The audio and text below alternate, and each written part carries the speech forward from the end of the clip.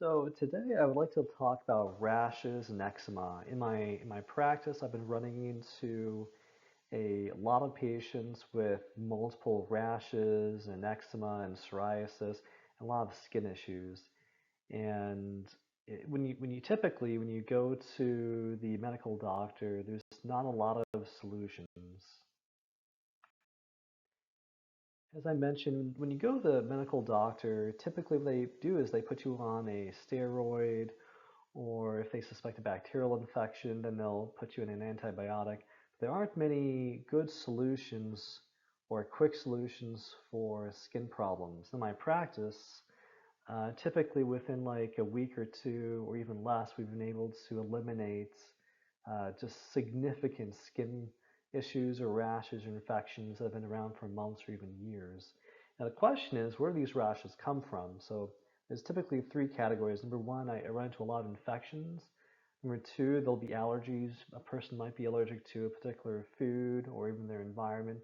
And then thirdly, which um, there's not much treatment for this in the pharmaceutical world, apart from immune suppressants, but autoimmune problems will cause skin rashes. Now, there are all types of rashes and eczema and different categories of skin issues. And when I was in school, we had to go through and memorize all the different categories of skin issues based on how they looked. What I found in practice is that uh, you really can't go off of how a skin lesion looks to determine the underlying issue. Now, a lot of times, patients will have gut issues. So if there's gut issues and there's toxicity building up in the gut, then the toxins will actually be channeled from the gut to the skin. So the gut typically needs to be taken care of first before you can look at the skin.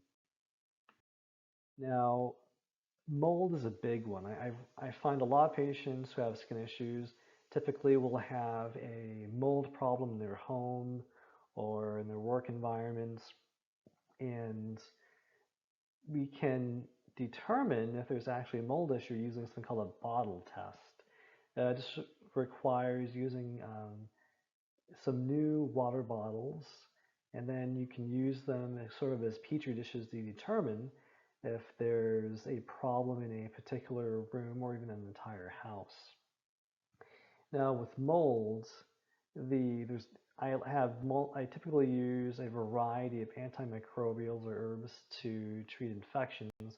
With mold, one of the chief ones I continue to keep using is something called Golden Thread, made by Supreme Nutrition. Now, this isn't as common, but I run into yeast infections or candida. Now, a lot of times when there's candida, you'll have gut issues, or with children, especially infants, you'll have yeast infection around the buttocks, the private parts, or women around the vaginal area will have infections. So you gotta keep your eye open for that. Now with yeast, one, again, you always have to test to see which supplement will actually or herb will be used. But one supplement, which is a very good general antimicrobial, is called olive leaf extract. That tends to do a very good job with yeast infections. Now, with yeast infections, one of the big issues is there's something going on in the gut. The bacteria in the gut, which we need, is compromised, and so the bacteria isn't doing well. Then the yeast will actually take over and outcompete the little bacteria that's there. So again, you have to replenish the good bacteria in the gut. And this can be really common after someone's been on a bout of antibiotics for a while.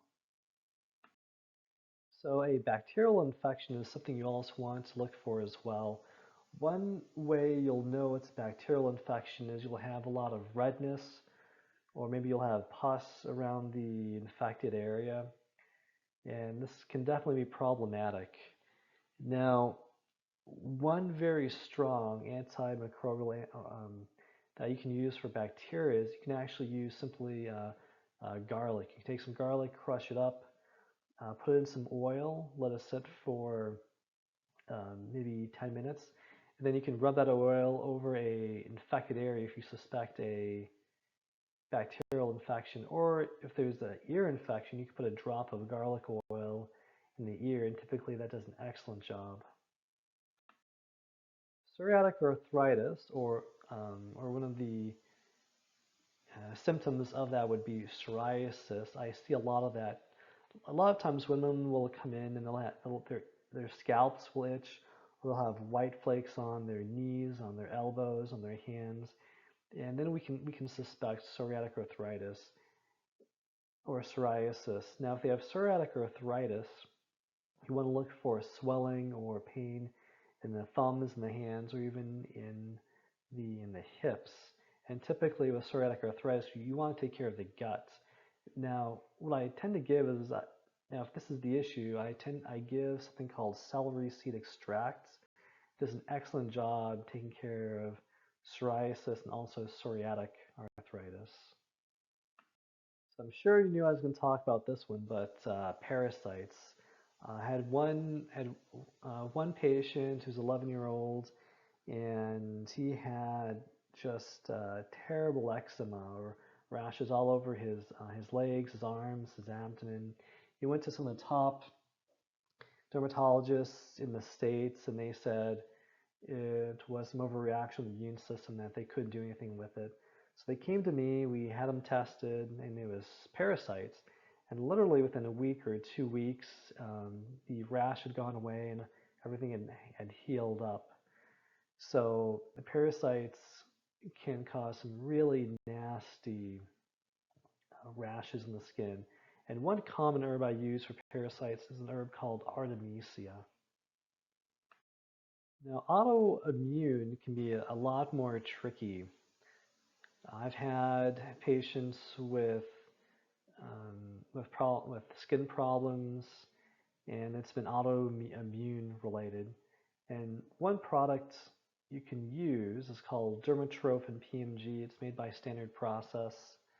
Now, what happens is the immune system is elevated, or the adaptive immune system. That's where they creates the antibodies.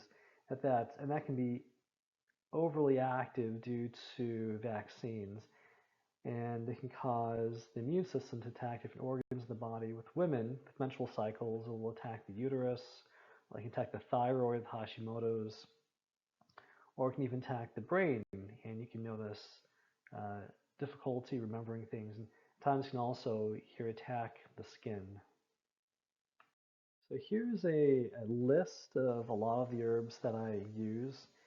And I find if you find the right diagnosis, using applied kinesiology, you can find the right treatment as well. Then these herbs do much better than any antibiotics I've run into. I mean, it's absolutely amazing. So here's a list: olive leaf extract, morinda, mimosa, lycium, artemisia, golden thread, celery seed is for the psoriatic arthritis.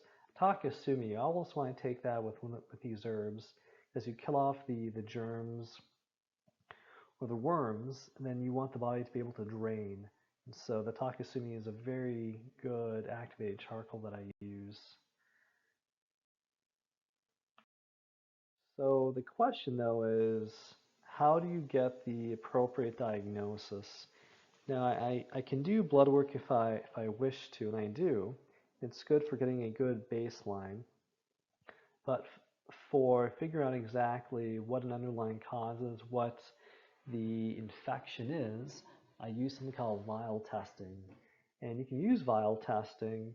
You can use them with even with infants. You can even use them with animals if you wish.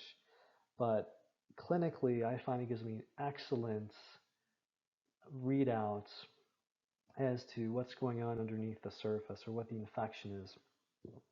Now, with vial testing, you can also figure out exactly not only what the problem is, but you can find exactly which herb or which supplement will treat the issue. So there are solutions out there. They're not expensive. Um, there's hope out there. So I hope you found this helpful. If you have any questions, go ahead and give me a ring.